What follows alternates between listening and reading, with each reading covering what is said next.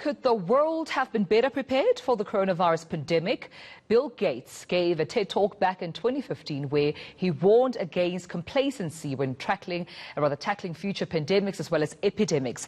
And at the time, he advised the world to build good response systems just in case. Well, yet here we are. Listen to this. We've actually invested very little in a system to stop an epidemic. We're not ready for the next epidemic. Let's look at Ebola. We didn't have a group of epidemiologists ready to go who would have gone, seen what the disease was, see how far it had spread. The case reports came in on paper. It was very delayed before they were put online, and they were extremely inaccurate. We didn't have a medical team ready to go. We didn't have a way of preparing people. Now, Médecins Sans Frontières did a great job orchestrating volunteers, but even so, we were far slower than we should have been getting the thousands of workers into these countries. And a large epidemic would require us to have hundreds of thousands of workers. So there was a lot that was missing, and these things are really a global failure. The WHO is funded to monitor epidemics, but not to do these things I talked about. Now in the movies, it's quite different. There's a group of handsome epidemiologists ready to go. They move in, they save the day, but that's just pure Hollywood.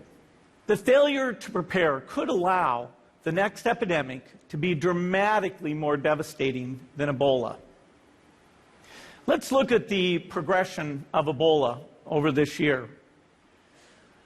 About 10,000 people died, and nearly all were in the 3 West African countries. There's 3 reasons why it didn't spread more. The first is there was a lot of heroic work by the health workers. They found the people and they prevented more infections. The second is the nature of the virus. Ebola does not spread through the air. And by the time you're contagious, most people are so sick that they're bedridden. Third, it didn't get into many urban areas, and that was just luck. If it had gotten into a lot more urban areas, the case numbers would have been much larger. So next time, we might not be so lucky. You can have a virus where people feel well enough while they're infectious that they get on a plane or they go to a market. The source of the virus could be a natural epidemic like Ebola, or it could be bioterrorism. And so there are things that would literally make things 1,000 times worse. In fact, let's look at a model of a virus spread through the air like the Spanish flu back in 1918. So here's what would happen. It would spread throughout the world very, very quickly. And you can see there's over 30 million people die from that epidemic. So this is a serious problem. We should be concerned. But in fact, we can build a really good response system.